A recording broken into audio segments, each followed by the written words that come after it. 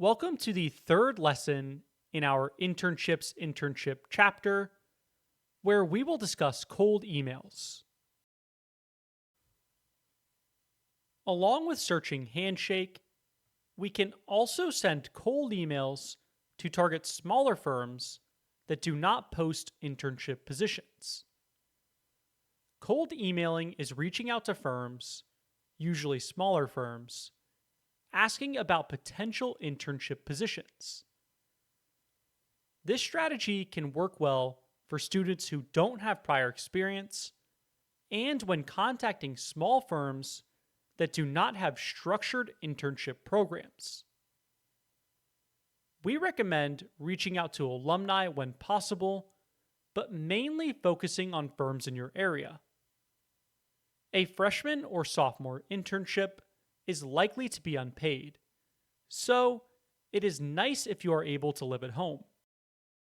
However, if you have no issue paying for rent and living expenses without being paid, go ahead and look for positions anywhere. If you can't afford to have an unpaid internship, see if you can live with friends or family in different cities. Having a number of different cities to look for internships in will give you so many more options. Looking at the timeline, we will first send cold emails to target smaller firms that do not post formal internship positions. After 2 to 3 months, we will have some follow-up calls where we can discuss potentially helping these firms by completing an internship. Now, we may be able to secure the internship directly after our follow-up call, or we may have to go through some form of recruiting process. It really just depends on the firm. After about 2 to 6 weeks, we can then secure our internship. Now, it's important to note that sending cold emails and having follow-up calls happens at the same time. We will not send a bunch of cold emails and then have a bunch of follow-up calls. You may instead send 5 cold emails and then have a follow-up call, and then send another 20 emails and then have a follow-up call. The reason that we depict it like this, with the 2 to 3 months time span, is that it may take 2 to 3 months of emails until you have one that actually leads to something worthwhile, like a follow-up call. Along with this, 2 to 6 weeks is our best guess for how long it may take after a follow-up call to hear back about a potential internship. It really depends firm to firm. It could be less than this, or it could be more. This is simply our best guess. In terms of an approximate number of cold emails to send, we may send 250 cold emails, and at a 4% success rate, we would have 10 follow-up calls. Assuming we can close one of those follow-up calls, which is a 10% success rate, we would have the internship that we want. Now, this 4% success rate may seem low to students. However, it is very hard to get people to respond to cold emails. So this is about right. It could be a little bit more or a little bit less. The point is for students, if you really want to take advantage of cold emailing, you can dump in a lot of volume over here to then get more output over here. So if you really want to take advantage of cold emails, really dump in a lot of volume over here, which will make this success rate a little bit less important. Your cold email should include 5 things, including number 1, a specific subject, number 2, a reason, number 3, your background, number 4, an ask, and number 5, an optional help statement. Looking at the example on the right side of the slide, we can see that we do have a specific subject that outlines that we are a student at our school interested in their firm. Next, we state the reason we are reaching out by saying we are reaching out to see if your firm would be interested in an unpaid intern for a specific time period. Next, we outline our background by saying our name, where we go to school, and what year we are at that school. We then state that we are interested in their firm because of their firm's expertise with some specific thing that their firm focuses on. Next, we make an ask of their time by saying we would appreciate the opportunity to speak on the phone with them to learn more about their firm. And lastly, we outline our help statement by saying that we understand if they don't have a formal recruiting process, but we are sure that we can save them time with some specific things. We have attached a few bonus cold emails to this lesson, so make sure to check those out and use them. Moving on to a few keys to a successful email. Now, when initially contacting a new firm, who should you reach out to? An analyst, an associate, a principal?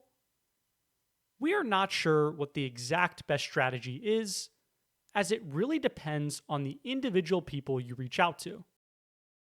Most senior level people at a firm could care less about having an intern, whereas if you reach out to an analyst, they may be more willing to respond to your email and more interested, as having an intern directly affects their workload.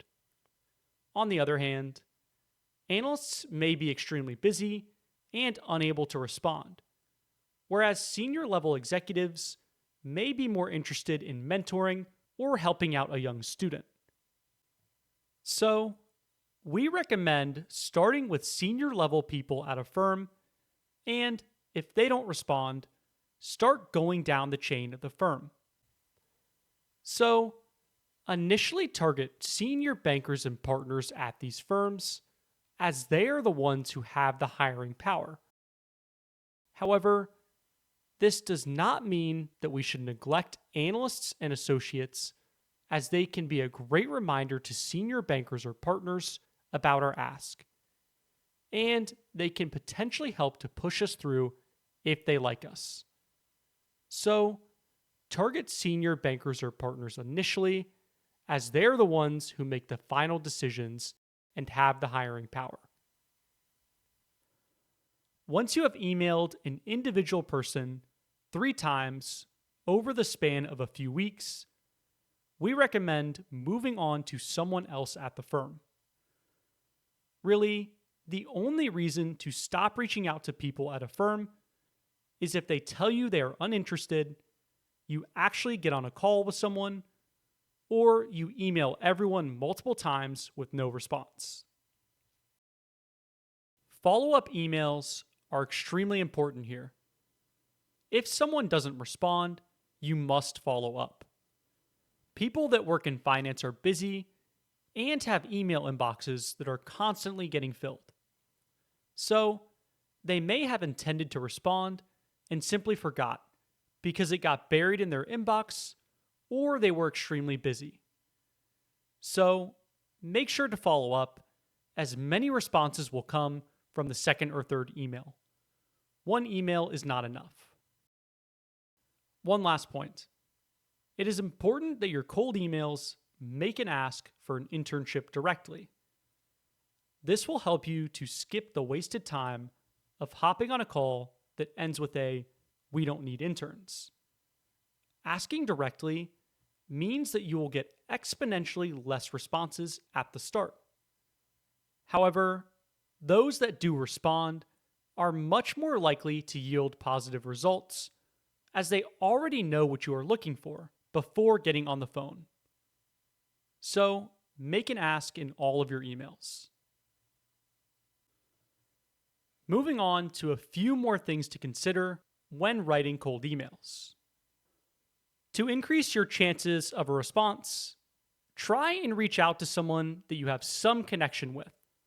Whether it is a friend of a friend, they went to your school, or you see on LinkedIn that they are from your hometown. Reaching out to people that you have some connection with will increase your response rates tenfold. Make sure to highlight this fact in your email so that they are aware of the connection. With that being said, you should still reach out to people that you don't have a connection with, as you will not have a connection with a single person at most firms. However, when contacting a new firm, quickly scroll through their team and see if you do have a connection with someone. It's a small amount of time for a potential high ROI. Along with this, make sure to explain why you are genuinely interested in their firm by pointing to something specific that they do. Whether it is a certain type of investment structure or a portfolio company that really interests you, mention it. If the company works in a niche area or a few niche areas, make sure to point to one of these and say why you're interested in it. This will go much further than a generic, I am interested in private equity. Moving on to rejection mitigation. Some of the most common rejections you'll receive, if you get a response at all, includes, we don't take interns, we don't have enough deal flow for interns, we don't have time to train an intern, or we don't want to pay an intern. If told that a firm doesn't take interns, you can ask for a shadowing position in your follow-up email. You may be able to turn this shadowing position into an internship later, or even just have the shadowing experience on your resume. You could also offer to do a trial internship where the firm can take you on for a week and then decide if they want to keep you. This makes the position lower commitment for the firm and more likely that they will take you up on your offer. If you receive the "we don't have enough deal flow" response, you can point out that you can help them complete administrative tasks or even help them to source for more deals for free. If you get the "we don't have time to train an intern" response, you can point out that you can complete good work without training because of your solid foundation in finance through your classes and experiences. Along with this, you can help to complete administrative tasks that are more straightforward and can save the team time. Lastly, if you receive the "we don't want to pay an intern," it's pretty obvious what you can say. Offer to work for free. If you are financially able, this is a great way to entice a firm into hiring you. Along with this, offer to work remotely so it is even lower cost to the firm. Now, you can combine lots of these solutions into the same rejections. For example, if a firm says that they don't hire interns, you could offer to work for free, then offer to do a trial internship, then explain that you can work on administrative tasks.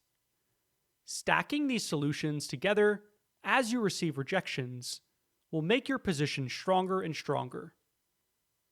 Even if you don't receive a rejection, you can offer some of these solutions if the person you are emailing back and forth seems apprehensive. These solutions could potentially help to crush the objections that the person you are emailing comes up with. Coming up next, we will explain how to find firms to email for freshman and sophomore internships.